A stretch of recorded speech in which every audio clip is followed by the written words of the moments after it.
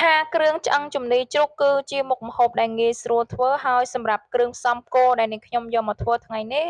ចំពោះបន្លែមានសណ្តែកគួរខ្ទឹមបារាំងហើយនិងម្រះព្រៅហើយចំណែកឯគ្រឿងដែលនាងខ្ញុំយកមកបុកគឺមានគល់ស្លឹកគ្រៃ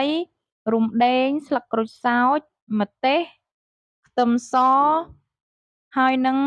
រមៀតគឺខ្ញុំជ្រើសរើសរមៀតម្សៅ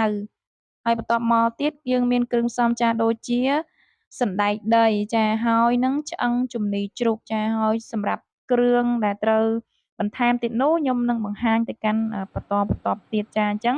ជាដំបូងគឺនាងខ្ញុំដាក់ខ្ទះនឹងឲ្យក្តៅហើយបាននាងខ្ញុំចាក់ប្រេងឆាចូលហើយបន្តមកទៀត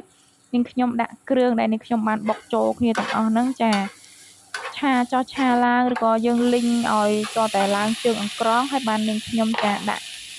ឆ្អឹងជំនីជ្រូកនឹងចូលចានាងខ្ញុំឆាត្រឡប់ចុះត្រឡប់ឡើងចាឲ្យឆ្អឹងជំនីនឹងឆ្អិនមកល្មមហើយបាននាងខ្ញុំដាក់គ្រឿងមានទឹកត្រីចូលចាដាក់ប៊ីចេងហើយបន្តមកទៀតនាងខ្ញុំដាក់ម្សៅស៊ុបចូលហើយនឹងបន្ថែមទឹកស៊ីអ៊ីវបន្តិចចាហើយបន្ថែមទឹកប្រេងខ្យងហើយបន្តមកទៀតគឺនាងខ្ញុំចាកូរចុះកូរឡើងឲ្យឆ្អឹងជំនីនឹងចូលជាតិគ្នាជាមួយនឹងគ្រឿងទាំងអស់ហ្នឹងអញ្ចឹងណាចាហើយបន្តមកទៀតបាននាងខ្ញុំ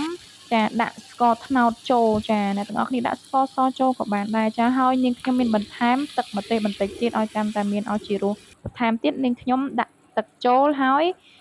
រៀងពុះបន្តិចនាងខ្ញុំដាក់បន្លែសណ្តែកគួរហើយនឹងខ្ទឹមបារាំងនឹងចូលចានេះនាងខ្ញុំដាក់ហើយបាននាងខ្ញុំចូលកូរចុះកូរឡើងមកត្រឡប់ចាឲ្យបន្លែនឹងរៀងចាឆ្អិនបន្តិចហើយចានេះ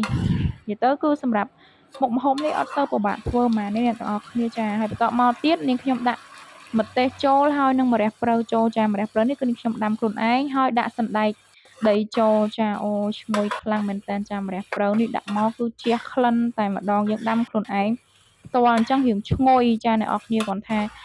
មិនសូវជាមានស្លឹកច្រើនអ្នកនរគ្នាតែដាក់តែប៉ុណ្្នឹងមកគឺឈ្ងុយមកល្មមហើយចាអញ្ចឹងនេះខ្ញុំកូរចោះកូរឡើងមកត្រឡប់ទៅក៏បានឆ្អិនរួចរាល់សម្រាប់បងហើយនិងអូនដែលល្ងាចឡើងអត់ដឹងថាគួរតែធ្វើមុខម្ហូបអីចាគឺអាចកំងផ្អកពីខាង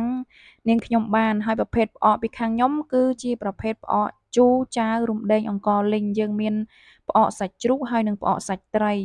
សម្រាប់ផ្អកសាច់ជ្រូកនេះដែរគឺយើងធ្វើជាប្រភេទសាច់ជ្រូកនៅក្នុងស្រុកស្រែពិត100%ធានាជូនហើយបើសិនជាបងឬក៏អូនអត់ជឿនាងខ្ញុំទេចាអាចសាកសិនបានចាគឺធានាឲ្យគឺសាច់ឆ្ងាញ់ប្លែកពីសាច់នាំចូលចាគឺខ្ញុំធានាជូនតែម្ដងចានេះ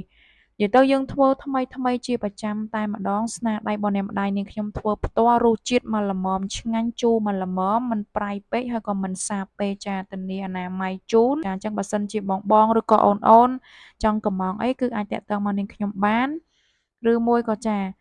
ឆាតមកកក់ទុកមុនក៏បានដែរព្រោះអីខ្ញុំធ្វើថ្មីជូនជាប្រចាំអញ្ចឹងតោះតែកក់ទុកមុនអញ្ចឹងអរគុណបងហើយក៏ដូចជាអូនដែលជាអតិថិជនចាស់ថ្មីទាំងអស់